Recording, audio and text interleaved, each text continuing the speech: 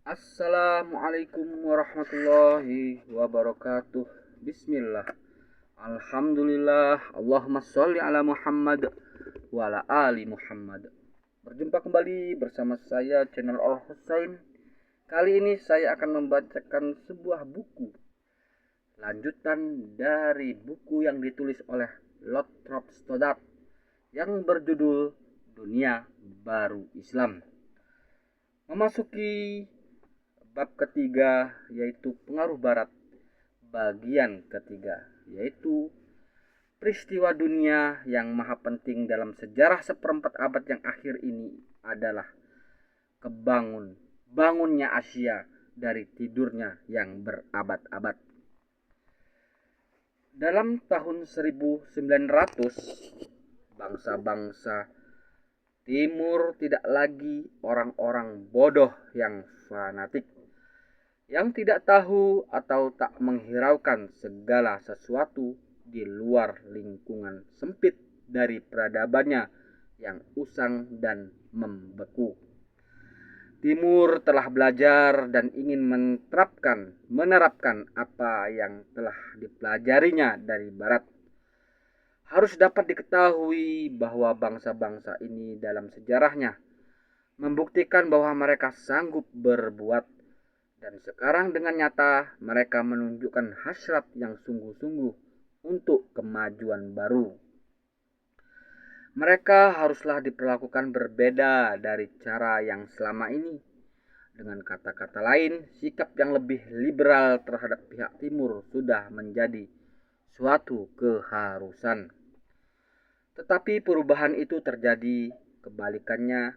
Di barat sendiri, idealisme liberal yang umumnya berpengaruh selama abad ke-19 digantikan oleh semangat saingan politik dan ekonomi yang tajam, memuncak dalam Perang Dunia I.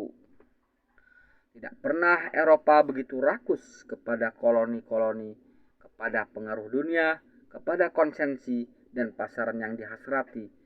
Mereka adalah demikian imperialistis, sesuai dengan pengertian jelek istilah itu. Akibatnya tekanan barat atas timur pada awal abad ke-20 tidak berkurang, malahan bertambah-tambah, dan timur yang tengah bangun itu tidak dihadapi dengan pertimbangan-pertimbangan simpati, tetapi diperlakukan lebih kejam daripada selama 200 tahun yang lalu. Cara real politik baru Eropa memperlakukan timur seperti Turki dan Persia yang berusaha memperbarui dirinya dan mempertahankan kemerdekaannya akan memalukan imperialis liberal dari satu generasi yang lalu. Ia pasti juga memalukan kaum liberal dewasa ini, seperti dinyatakan oleh kata-kata suram yang ditulis oleh pengarang Inggris Sidney Law dalam tahun 1912. Tindak tanduk kebanyakan kekuasaan Nasrani selama beberapa tahun terakhir ini serupa benar dengan gerombolan perampok yang menyerang petani, penduduk yang tidak bersenjata dan putus asa. Tidaklah mereka menghormati hak bangsa-bangsa lain, melainkan memperlihatkan pelecehan sinis yang paling sempurna terhadap mereka.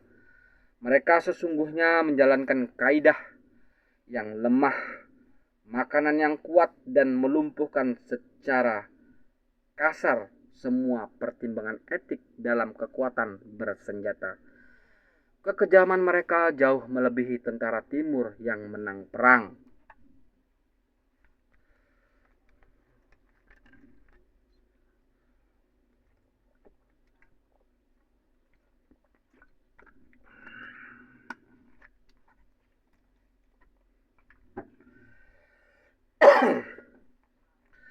Peristiwa dunia yang maha penting dalam sejarah seperabad yang akhir ini adalah bangunnya Asia dari rasa kantuknya yang berabad-abad.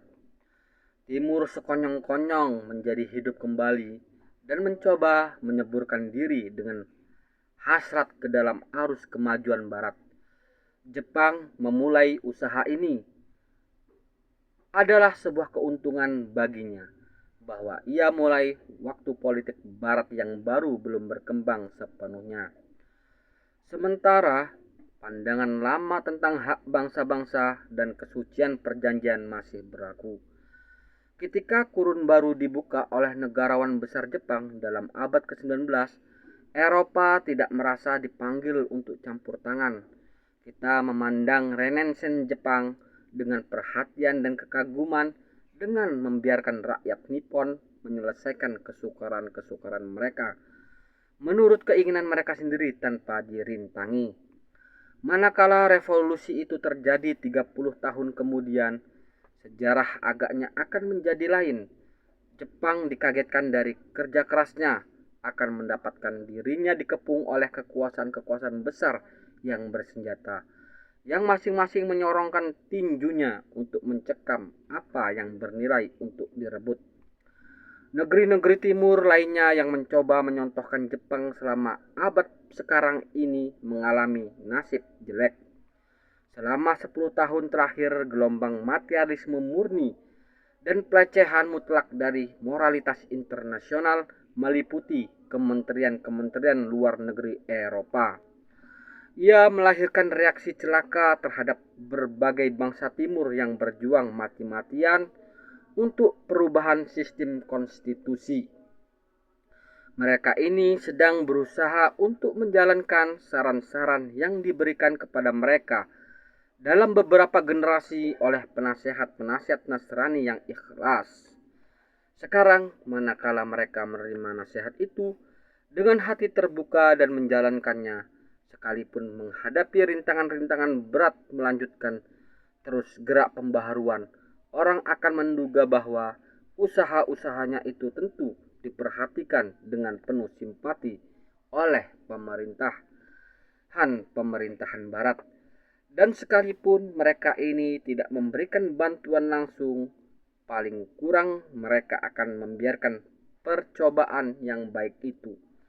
Tetapi apa yang terjadi adalah kebalikannya. Satu demi satu kekuasaan besar mempergunakan kesempatan yang diberikan oleh kesukaran-kesukaran internal dari negeri-negeri timur itu untuk menyaploknya. Kita telah melihat betapa cepatnya pencaplokan itu melenyapkan kemerdekaan negara-negara Islam yang masih tinggal pada penutup Perang Dunia. Kita juga telah melihat betapa hal itu memperhebat ketakutan dan kebencian orang Islam terhadap Barat. Dan Barat sudah ditakuti dan dibenci karena banyak alasan. Dalam bab berikut akan kita ikuti garis perkembangan nasionalisme Timur. Gerakan-gerakan keagamaan politik ini belumlah lagi memenuhi daftar reaksi Timur terhadap pembaratan. Masih ada yang lain lagi yang bersifat ekonomi, sosial, dan rasial.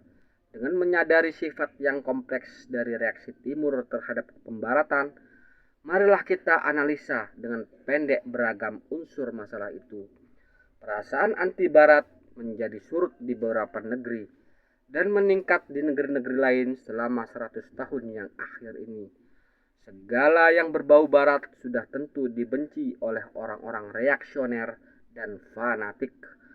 Tetapi apabila dikesampingkan golongan kecil yang mendendam ini, sikap golongan-golongan orang timur lainnya berbeda-beda banyak sekali menurut ruang dan waktu. Pengaruh Barat disambut mula-mula oleh orang-orang yang berpikir liberal dengan baik dan mesra, bahkan dengan gembira yang meluap-luap.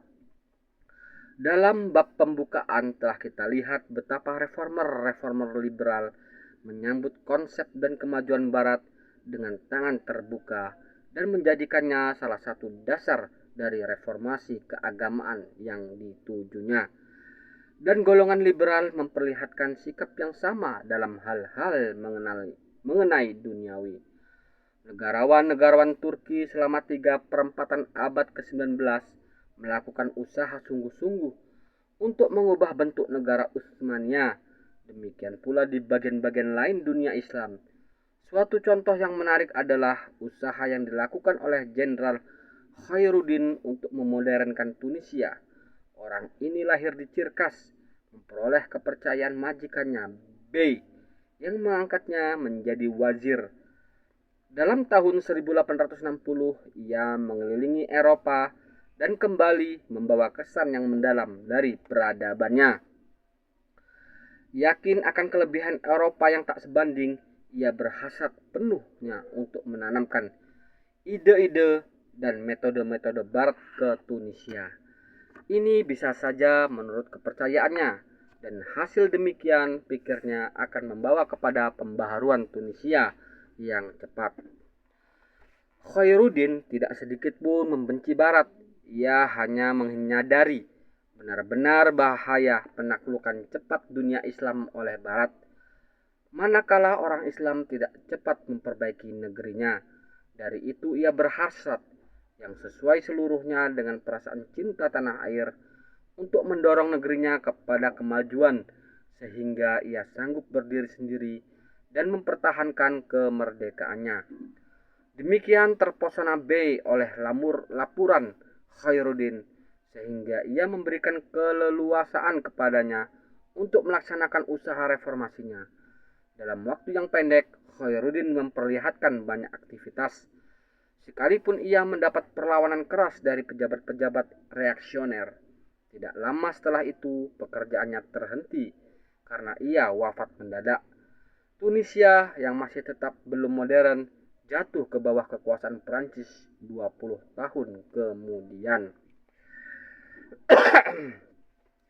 Khairuddin telah bekerja untuk keturunan, untuk menyadarkan orang-orang sebangsa akan kenyataan situasi mereka. Ia menerbitkan sejilid buku yang menarik perhatian yang berjudul The Surest Means of Knowing the State of Nation.